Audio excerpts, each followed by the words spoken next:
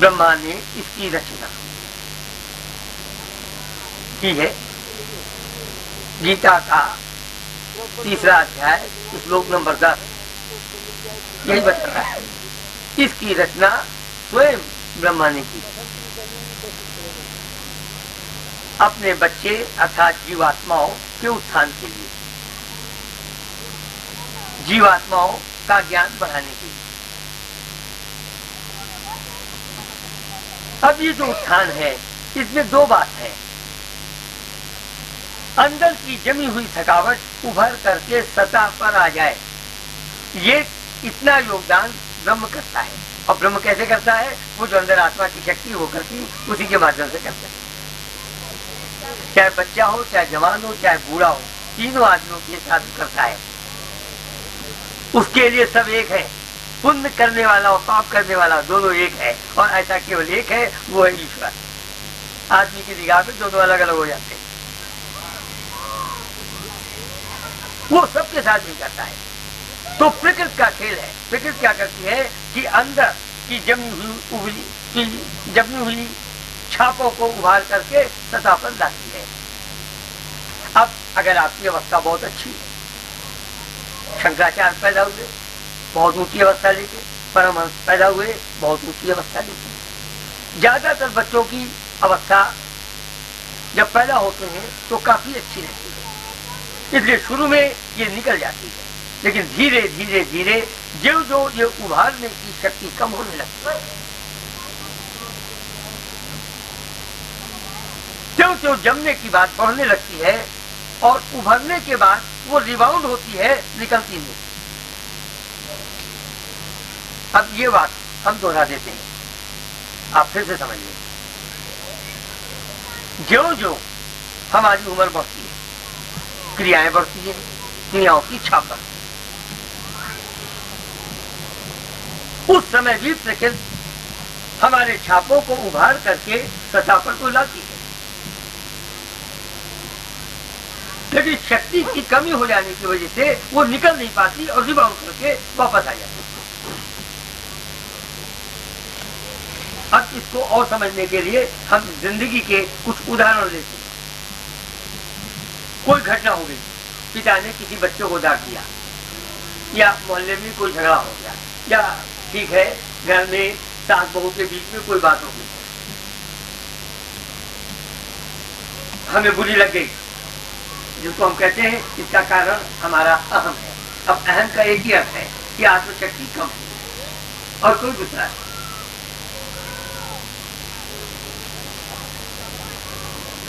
अब हमें बहुत गुस्सा है, तो कुछ अंदर जो जमा था वो बल्कि इसके स्तर पर आ गया, इसका सबूत तो मिल गया था। सुबह घटना हुई, धीरे धीरे मामला ठंडा हुआ, दोपहर तक, लेकिन वो बात फिर याद आई, फिर भूल गई, फिर याद आई, फिर भूल गई। क्या ऐसा जीवन में नहीं होता? क्या ये आपको नहीं बताता कि ये रिबाउंड कर रही है बार बार? इसी का उल्टा होता है। 5 साल 6 साल के बच्चों को माँ का मार देती है, उसको ये रिबाउंड नहीं करता, तो सब भूल जाता है, आकर के बिल्कुल उसे खेलने लगता है, कोई शिकायत भी नहीं करता है, कुछ नहीं होता है। उस समय उसके अंदर बाहर फिर से नहीं जाता। तो हम ये कह रहे थे कि हमारा जन्म क्यों हुआ? हमारा जन्म हुआ यहाँ पर साधना के लिए, जीव आत्मा का उत्थान करने के लिए। क्यों? इसके पहले न मालूम कितने जन्म हो चुके। और इस संदर्भ में मैंने एक बात और बताई थी, एक बच्चा पैदा होता है, अब जब समाज में आता है तो न मालूम कितने तरह की सब्जियां खाने को मिलती हैं, आलू भी है, बैगन भी है, गोभी भी है, टमाटर भी है, फल खाने को मिलते हैं, लेकिन कुछ अच्छा लगता है, कुछ नहीं अच्छा लगता है। कुछ चीजें ऐसी हैं कि लगता है कि ऐसा कोई है ही नहीं जिसे खराब लगता हो, लेकिन ऐसा केवल लगता है। अभी पिछले हफ्ते की बात है, मेरा ख्याल 17 तारीख की बात है। एक हमारे साधक बाबू मदन मोहन साहब इलाहाबाद गए थे और वो मेरे घर गए। उनके साथ भाभी जी की 2 बच्चे थे। उनकी एक लड़की का नाम दीपा है।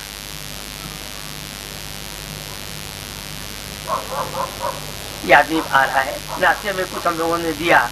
हाँ, वो चूड़ा वगैरह का बनता है, पोहा क्या कहते हैं, तो वो नाश्ते में खाने को दिया गया। तो उसमें मटर पड़े थे,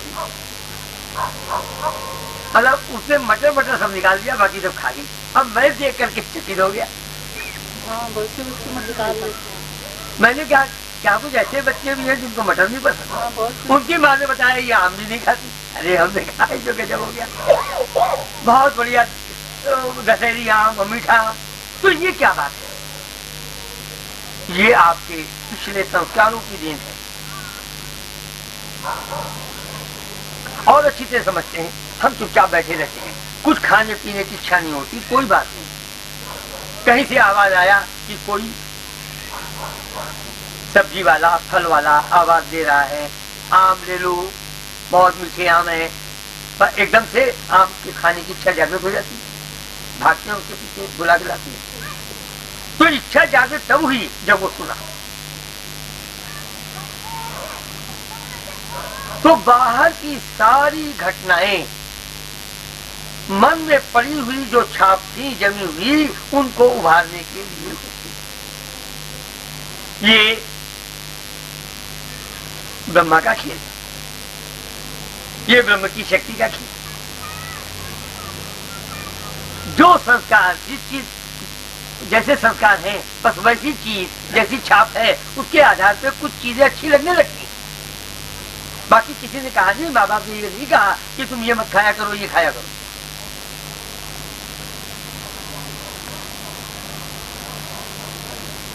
जितनी भी घटनाएं हैं, सब्जी वाला बोला, फल वाला आया, हम लोग आपस में बातचीत करते हैं या कहीं सिनेमा देखते हैं, सारी क्रियाएं, ये बाहर का जगह, ये पूरा बाहर का जगह, यहाँ की ठंडक, यहाँ की गर्मी, सब कुछ जो कुछ अंदर पड़ा है उसको उभार कर सतह पर लाने के लिए है।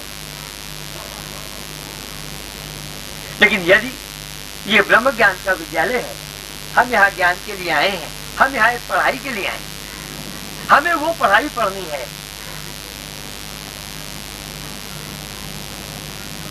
कि यदि बाहर की परिस्थितियां न उभारें तो भी हम ध्यान करके उसे उभारें।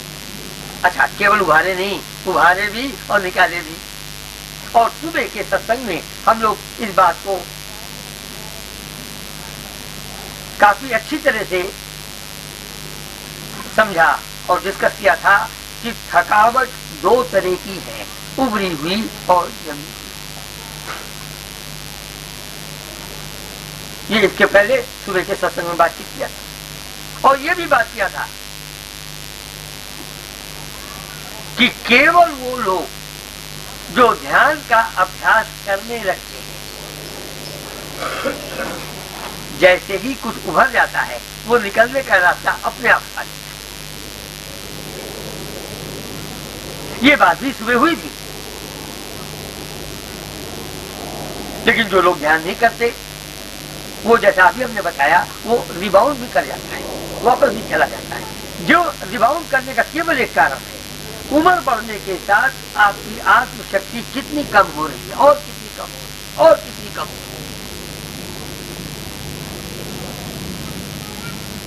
हम समाज में हर घटना को अच्छे और खराब की दृष्टि से देखते हैं, लेकिन अच्छा और खराब ये समाज की देन है, ये याद रखिए, ये प्रकृति की देन नहीं। प्रकृति की देन तो केवल इतनी है कि बाहर का कुछ भी अंदर ना जाए, और जो कुछ बाहर का अंदर चला गया उसको उभारने के लिए बाहर की जीवन में घटनाएं होती रहेंगी।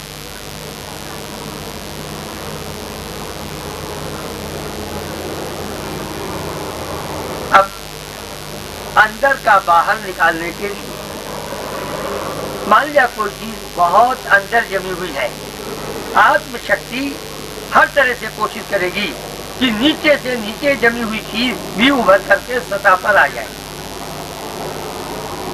चाहे वो जो क्रॉनिक बीमारियों का कारण है वो भी उभर के आ जाए, और जो एक्यूट बीमारियों का कारण है वो भी उभर करके सतह पर आ जाए।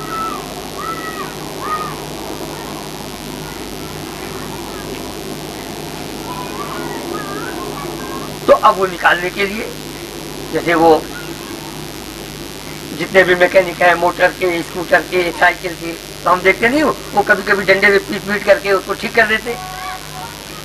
तो जो अंदर बहुत अंदर है उसको कभी कभी एक शॉक की, आप देखिए आज के समाज में भी और मेडिकल साइंस में भी इलेक्ट्रिक शॉक का ट्रीटमेंट होता है। ये इलेक्ट्रिक शॉक का ट्रीटमेंट क्या होता है? वो जब शॉक देते हैं तो अंदर तक की दुनिया में एक सनसनाहट, झंझनाहट पैदा हो जाती है, जो कुछ होता है सब ऊपर नीचे होने लगता है। वैसा ही शॉक हमेशा ही प्रकृति भी देती रहती है, कभी घटनाओं के रूप में भी देती है। कुछ ऐसी घटना हो जाती है कि हमें ऐसा शौक लगता है, ऐसा शौक लगता है कि जिंदगी भर में हमने जो कुछ अंदर इकट्ठा हुआ, ये बड़ा अच्छा है, ये बड़ा अच्छा है, ये नहीं होना चाहिए, ये नहीं होना चाहिए, वो सब उभर करके बाहर आ जाता है। अब वो सतह तक केवल आता है। ब्रह्म का काम है कि वो सतह तक लाए, और अंदर की शक्ति चाहे जितनी कम होती चली जाए, इतनी शक्ति हमेशा रहती है कि वो सतह तक तो आई जाए। केवल बाहर फेंकने की शक्ति गायब होती है, सतह तक ही ना आए ऐसा कभी नहीं होता।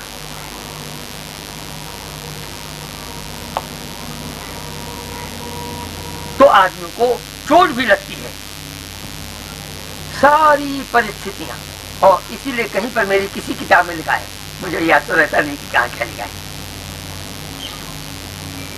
मनुष्य की परिस्थितियां ही ब्रह्म ज्ञान की किताब। ब्रह्म ज्ञान की किताब का सबसे बड़ा काम तो सिर्फ ये है कि अंदर के पड़े हुए छापों को किसी तरह से बाहर निकालने का रास्ता दिखाए, यही ब्रह्म ज्ञान। तो चोट लगने का भी यही एक कारण है। आपके समझ में आ रहा है ये बात? अब दो लोग हैं, एक जिन्हें रास्ता मिला, साधना करने लगे, धीरे धीरे साधना में आगे बढ़ने लगे, धीरे धीरे आत्मशक्ति बढ़ने लगी। जो जो उनकी आत्मशक्ति बढ़ने लगी, जो कुछ भी उभरा वो निकलने का रास्ता ढूंढ लेगी, जैसा मैंने सुबह बताया था, समझाया था।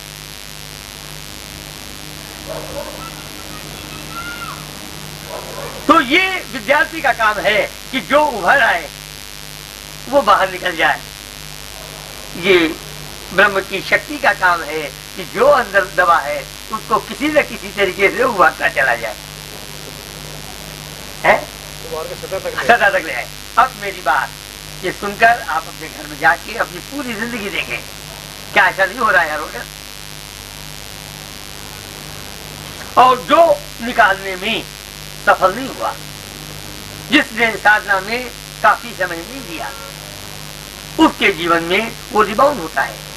बहुत से लोग ये कहते हैं कि साहब वो बार बार क्यों याद आता है? अरे वो तो बार बार निकालने की कोशिश करती है। पहली बार तो शायद इतना कस के जमा था कि इतनी कस के ठोकर लगनी जरूरी थी, अब वो इतना कस के नहीं जमा है, इसलिए दोबारा याद आने के लिए ठोकर की जरूरत नहीं है। तो उत्थान के रास्ते पे ये निकलना आसान होता है, और जैसे ही निकल जाता है सारे निकलते हुए संस्कारों के पीछे आत्म की शक्ति है, भगवान की शक्ति। इसी बात को समझाने के लिए एक मैं उदाहरण देता हूँ, अक्सर देता हूँ, क्योंकि जो पुराने साधक है उनके साथ कई बात हुई। कहते हैं हमारे जमीन पर भारतवर्ष में दो अवतार हुए, राम और कृष्ण।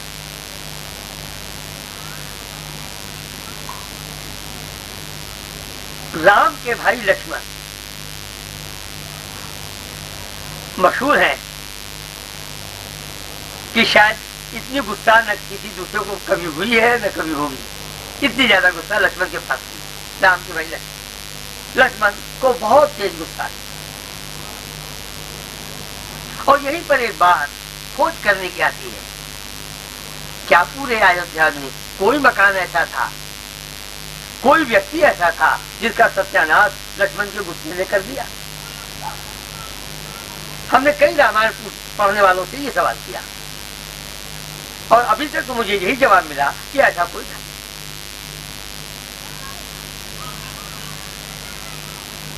और जो लोग बड़े शास्त्र पढ़ने की बात करते हैं वो भी क्या कहते हैं? काम, क्रोध, मद, लोभ, ये 4 पाप हैं। तो क्या लक्ष्मण जी पापी थे? क्रोध तो था और बहुत तेज थे, जो भी थे। लेकिन वो लक्ष्मण के भाई हैं। और रामायण में क्या राम केवल लक्ष्मण को प्यार करते थे, भरत को नहीं करते थे? ये हर जगह लक्ष्मण ही क्यों राम से चिपके हुए हैं? क्या इसके पीछे कोई फिलॉसफी है दर्शाने के लिए?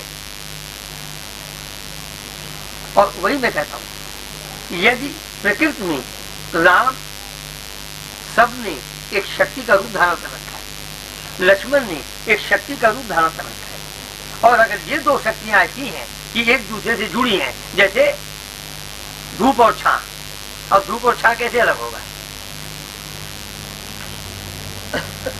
इसी तरीके से आत्मशक्ति, राम आत्मशक्ति,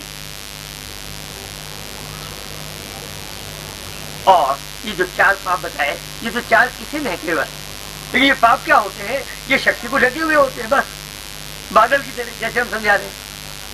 तो जैसे ये पाप निकले उसके पीछे राम मौजूद है, तो ये दोनों अलग कैसे होंगे? बात केवल ये है, गुस्से का समाना पाप है, प्यार का समाना पाप है, और इसी को मोह कह दिया है। तो जो मोह है ना, वो और कुछ नहीं है। किसी एक बच्चे के लिए बड़ा प्यार समाया हुआ है, बाकी किसी के नहीं समाया है।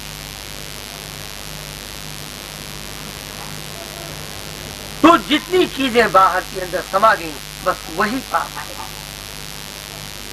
हमारे समाज में कुछ खास कर्मों की छांट कर दिया, काटछांट कर दिया, बिल लिए, ये पाप है, ये पाप है, ये पाप है, ये पाप है, ये पाप है। और उसके उस परिभाषा के हिसाब से तो लक्ष्मण जी भी पापी हो गए। लेकिन ये गलत है।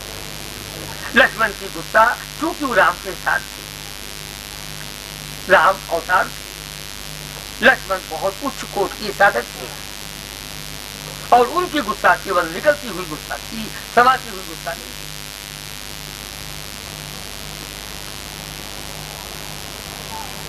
और निकलता हुआ संस्कार और आत्मशक्ति ये अलग अलग हो नहीं, ये हो नहीं। समाते हुए संस्कार आत्मशक्ति को ढक लेंगे, आत्मशक्ति प्रकट ही नहीं हो पाएगी, इसलिए दुख होता है। लेकिन निकलते हुए संस्कार के पीछे आत्मशक्ति रहेगी, हमेशा रहेगी। इसीलिए हमारे रामायण में, समाज में हमेशा यही दिखाया गया है कि राम और लक्ष्मण कभी अलग नहीं होते। हमारे निकलते हुए पाप, पाप कैसे हो सकते हैं? यही तो मुझे जवाब चाहिए। अगर काम, क्रोध, मद, लोभ ये 4 पाप हैं, तो इनका समाना तो पाप हो सकता है, इनका निकलना कैसे पाप? हाँ, तो विकार में ना, वही वाल्मीकि पापी थे और केवल उनका पाप ही तो निकल गया और वो ऋषि हो गए। आप ये कहिए कि उन्होंने जीवन में कोई कर्म ही ऐसा नहीं किया जो पाप का कर्म हो। लेकिन यदि मुझे जो समाज की बात यही है कि हम केवल पाप कर्म के आधार पर उससे दूर भाग जाएंगे, उसको क्रिटिसाइज करेंगे। लेकिन हम तो हमेशा यही कहेंगे कि यदि उस व्यक्ति की अवस्था ऐसी है कि पाप कर्म उसके अंदर समाते चले जा रहे हैं और अभी भी वो निकालने के रास्ते पर ज्यादा सीरियस नहीं है, तब उसका क्रिटिसिज्म जरूर होना चाहिए, क्योंकि निकालने का रास्ते के बारे में वो ज्यादा सीरियस नहीं है।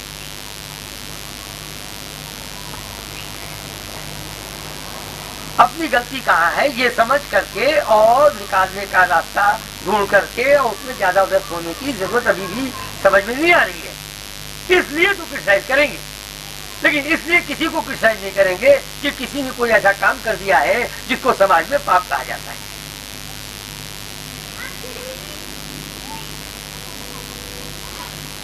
लेकिन जिस समाज में ऐसी विद्या ही नहीं है कि हम समझ सकें कि वाकई पाप क्या है, वहां की बात दूसरी है।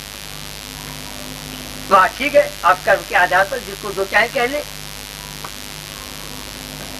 लेकिन ये तो सच है, अध्यात्म यही कहता है कि बड़े से बड़ा पापी जैसे वाल्मीकि। और देखिए हमारे अध्यात्म की खूबसूरती यही है, यहाँ पर जो उदाहरण दिए जाते हैं ना, ऐसे उदाहरण दूसरा कहीं मिलता नहीं। वाल्मीकि से बड़ा पापी मिल ही नहीं सकता। और इसी बात को ये कह करके दर्शाया गया कि वो तो इतना बड़ा पापी था कि कोशिश करके भी राम शब्द मुंह से निकल नहीं सकता, मरा निकल। असलियत तो ये है कि कोई सोच ही नहीं सकता कि ऐसा कोई व्यक्ति पैदा हो सकता है कि जो आवाज वो पैदा करना चाहे वो पैदा होता ही नहीं। ये सोचना ही मुश्किल। वो जो बात लिखी है कि मरा मरा तो मुंह से निकलता था, राम नहीं निकलता, उसका सिर्फ एक ही मतलब है कि वाल्मीकि ने लूट मार इतनी ज्यादा की कि मार तो मुंह से निकलता था, मरा तो निकलता था। उसके अलावा और कोई शब्द मुंह से नहीं निकलता। इसके साथ बुरी बात है जनाब, ऐसे संस्कार निकलते हुए नुकसान कर जाते हैं या नहीं? निकलते हुए संस्कार कभी नुकसान नहीं करते, लेकिन कुछ तकलीफ तो देंगे। संस्कार को छोड़िए, पिस्तौल की गोली अंदर चली जाएगी तो निकालने के लिए डॉक्टर और काटेगा, और जो काटेगा उसमें कोई तकलीफ होगी। पिस्तौल घर में बढ़ जाए नुकसान करता जाओगी, बाहर का चोर घर में बढ़ गया, गोली मार जाए नुकसान कर जाए तो बाहर के नुकसान नहीं कर जाए। ठीक बात है, बाहर आपका कहना है कि बाहर का चोर घर में आए, घर में गोली कर जाए, मार दे तो नुकसान कर जाए, यही कहा ना। लेकिन ऐसा केवल उसके घर में होगा जिसके घर के व्यक्तियों के अंदर आत्मशक्ति की कमी होगी। और यही कारण है कि सतयुग में चोरी कम होती थी, कलयुग में चोरी ज्यादा होती। कारण सिर्फ यही है, कोई दूसरा कारण नहीं। देखिए अभी थोड़ी देर पहले हमने आपको समझाया, जो शक्ति अंदर है वो होने की शक्ति का रूप धारण कर रही है। ये जो हमारी बुद्धि है ये करने का रूप देती है, करनी। और एक बात आप याद रखें, चाहे मन गढ़ंत लिखी हुई कहानी हो और चाहे सच्चे महाभारत और रामायण की बात हो, चाहे गीता की बात हो, आप देखें और निरीक्षण करने की कोशिश करें, होनी हमेशा करनी पर हावी है, करनी कभी होनी पर हावी हो ही नहीं सकती।